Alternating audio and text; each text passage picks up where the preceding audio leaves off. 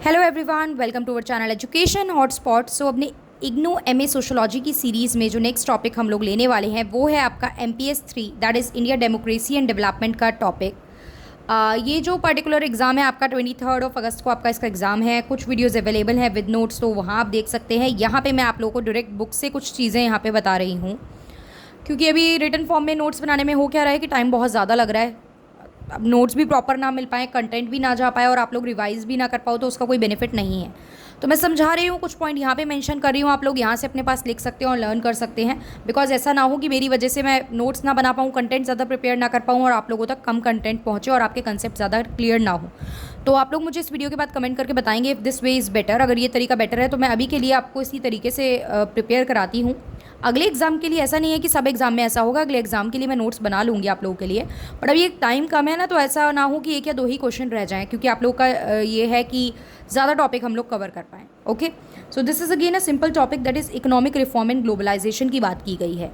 थोड़ा सा समझते हैं, इंडिया को लेकर ये बात की गई है, पहले थोड़ा सा समझ लो, देन वील डिस्कस फर्दर। ठीक है, 1991 में इंडिया में मेजर इकोनॉमिक रिफॉर्म आए। 1991 में इकोनॉमिक रिफॉर्म आए। इकोनॉमिक रिफॉर्म का मतलब क्या होता है? इकोनॉमी में कुछ चेंज लाना। रिफॉर्म मीन्स चेंज लाना। ओके, तो इकोनॉमी में रिफॉर्म की ज़रूरत कब पड़ती है? जब किसी चीज़ को चेंज करने की ज़रूरत क्यों है? जब एग्जिस्टिंग चीज़ में प्रॉब्लम है, जब एग्जिस्टिंग चीज़ बहुत प्रॉपरली फंक्शन नहीं कर पा रही है, वर्क नहीं कर पा रही है, that's why we need to change that. तो दैट्स वाई इकोनॉमिक रिफॉर्म लेके आए गए। अगर मैं बात करूं तो पहले अभी यही फोकस करते हैं। अभी ये पेज नहीं विजिबल है तो कोई बात नहीं। इंडिया की इकोनॉमी जो है वो एक मिक्स्ड इकोनॉमी पैटर्न फॉलो करता है इंडिया। देखिए क्या होता है, एक आपको पता है कैपिटलिस्ट सिस्टम होता है जिसको मार्केट इकोनॉमी भी बोलते हैं। कैपिटलिस्ट को मार्केट इकोनॉमी भी बोलते हैं, जिसमें प्राइवेट लोग काम करते हैं, पैसा कमाने के लिए करते हैं, प्रॉफिट मोटिव से काम करते हैं। गवर्नमेंट का कोई इंटरफेरेंस यहाँ पे बहुत ज़्यादा नहीं होता है। Where as there is different type of the other type of economy is socialist, जहाँ पे गवर्नमेंट का कंट्रोल सोशल वेलफेयर के लिए काम किया जा रहा है, प्राइस गवर्नमेंट कंट्रोल कर रही है, सोशलिस्ट मार्केट होती है। तो इंडिया ने इन दोनों का mixture, that is mixed economy, इसको अडॉप्ट किया। देखो इंडिया जब आज़ाद हुई उसके बाद ना हमारे लिए एक डिबेट का टॉपिक बना हुआ था, वेदर टू अडॉप्ट कैपिटलिस्ट और सोशलिस्ट मॉडल। तो यहाँ पे हमने एक बीच का रास्ता निकाला, that is mixed economy. India follow करती है मिक्स्ड इकोनॉमी सिस्टम, जहाँ पे कैपिटलिस्ट एंड सोशलिस्ट दोनों के फीचर देखने को मिलते हैं। प्राइवेट कुछ जो पार्ट है वो प्राइवेट लोग ओन करते हैं, कुछ जो गवर्नमेंट के अंडर जाता है उसे गवर्नमेंट ओन करती है। तो this is the concept of mixed economy. ये आपने अडॉप्ट करने की बात की गई थी, आगे चल के आपने अडॉप्ट किया। पहले आप सोशलिस्ट पैटर्न पे ही वर्क कर रहे थे। इंडिया की इकोनॉमी इनिशियल ईयर में क्लोज इकोनॉमी थी, जो बहुत ज़्यादा क्लोज मतलब क्या होता है? आप बाहर से फोर्सेस को एंट्री नहीं दे रहे हो, मीन्स आप बहुत ज़्यादा ट्रेड और ये सब चीज़ें में इंगेज नहीं हो, आप एक क्लोज इकोनॉमी है, यानी आपके यहाँ ग्लोबलाइजेशन उतना ज़्यादा नहीं था।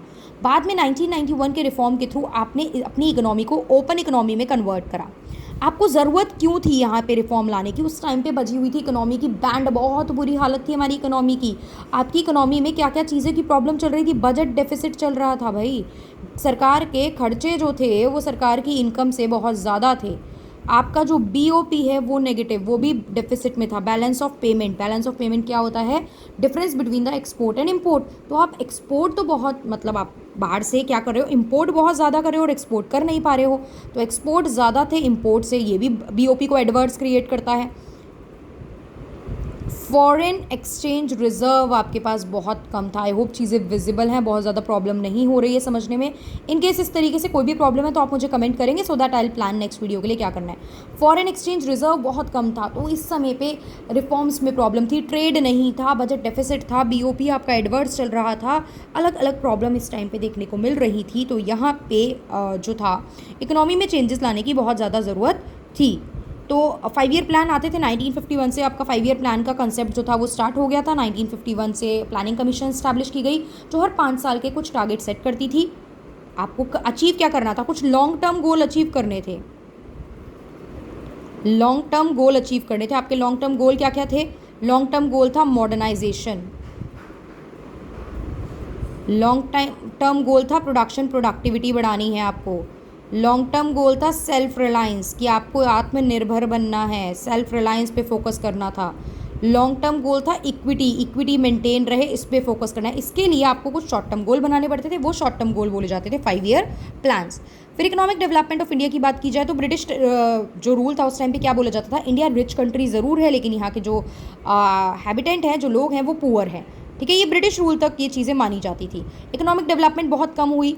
नेहरू जी के टाइम पे और इंदिरा गांधी के टाइम पे इंडिया में नेशनलाइजेशन हुआ, काफ़ी सारी चीज़ें हुई। देखो नेहरू जी फोकस कर रहे थे डैम्स वगैरह की बात थी, डैम्स को वो इंडिया का टेम्पल बोलते थे, वो इंडस्ट्रियलाइजेशन की भी उन्होंने बीच में बात करनी स्टार्ट की। इंदिरा गांधी के टाइम पे हम देखते हैं बैंक्स का नेशनलाइजेशन हुआ, मर्जर ऑफ बैंक्स हुआ, नेशनलाइजेशन बेसिकली, मर्जर नहीं बोलेंगे, नेशनलाइजेशन की बात हुई, डेवलपमेंट की बात हो रही थी, गरीबी हटाओ, green high yielding variety seeds आए, ये सब चीज़ें चल रही थी, डेवलपमेंट की बात चल रही थी। तो 1991 में गवर्नमेंट ने अपनी इकोनॉमी में मेजर चेंज लेके आया। देखो मेजर चेंज क्या थे मैं आपको डायरेक्ट पहले बता दूं, फिर ये सब कहानी पढ़ लेंगे। LPG, liberalisation, privatisation and globalisation. इससे पहले क्या चलता था? LQP, licence, quota and permit. आप लोग लिख लीजिए, मैं सिर्फ नाम ऐसे यहाँ शॉर्ट में लिख रही हूँ, तो आप लोग अपने पास पूरा लिखिए।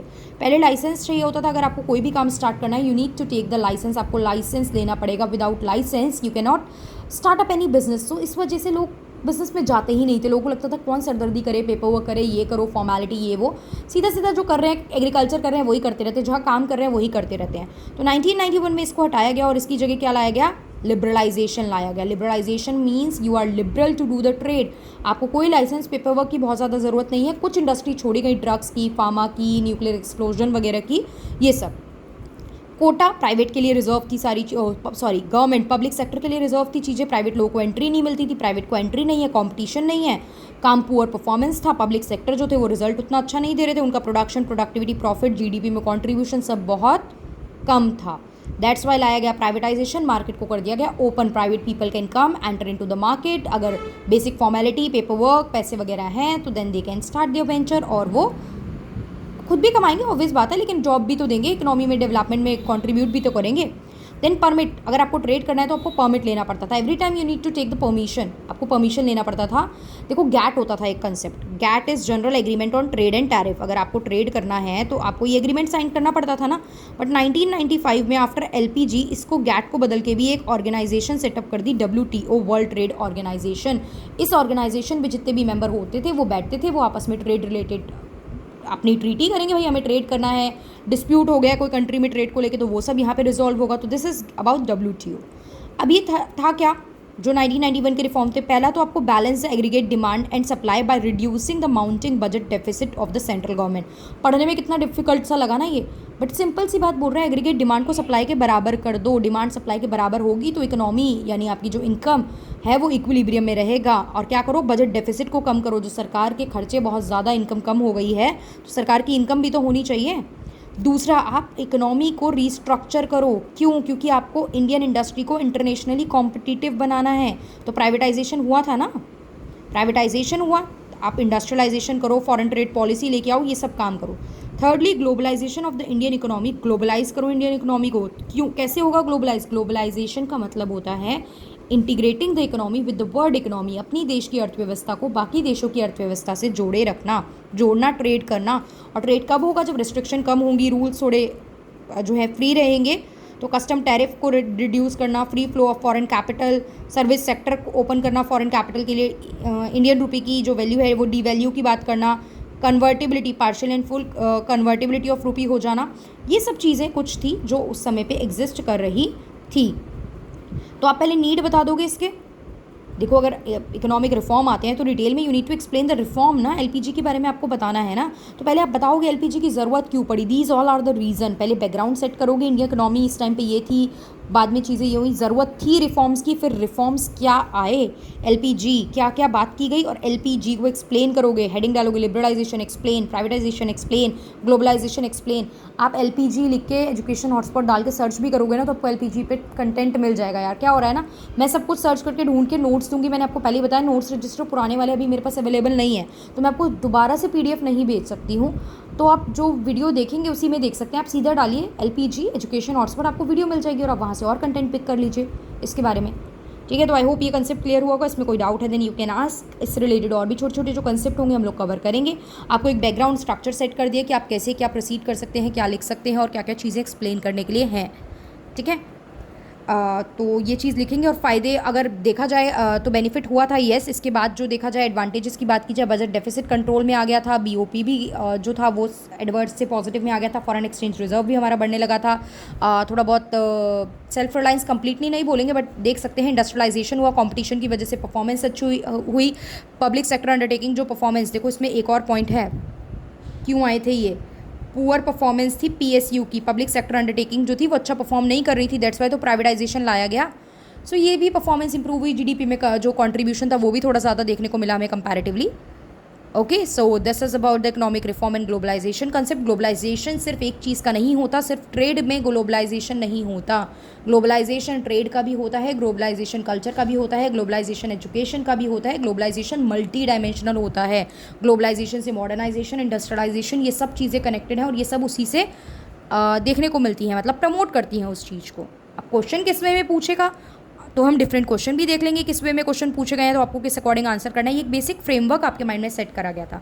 If this way is okay then do comment, आप कमेंट करो। देखो लिमिटेड बच्चे हैं, जैसे अब MPS 3 का कोई 2 3 4 10 हज़ार बच्चा नहीं है, कोई सेलेक्टेड 5 10 15 बच्चे अगर देख रहे हैं तो वो कमेंट नहीं करेंगे तो मुझे नहीं पता चलेगा ना कि आप लोग ज़्यादा बच्चे हो ये पढ़ने के लिए। सो दैट मुझे इसकी वीडियो बनानी चाहिए। मुझे लगेगा कि बाकी जो है वो बच्चे ज़्यादा हैं तो मैं उसका बना दूँ कंटेंट। तो अब it is up to you, आप लोग कमेंट करके बताइए yes this way is okay and I have to, मतलब कि मुझे करना चाहिए ज़्यादा वीडियो इस पर्टिकुलर चीज़ पे। सो मैं आपको आजकल में ज़्यादा से ज़्यादा वीडियो देने की कोशिश करूँगी इसके बारे में। That's all for this video, thank you.